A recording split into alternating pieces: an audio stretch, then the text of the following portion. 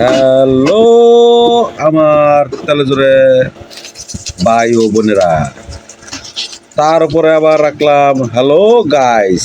তারপরে কেমন আছেন? আমার তো অবস্থা বেশি ভালো না।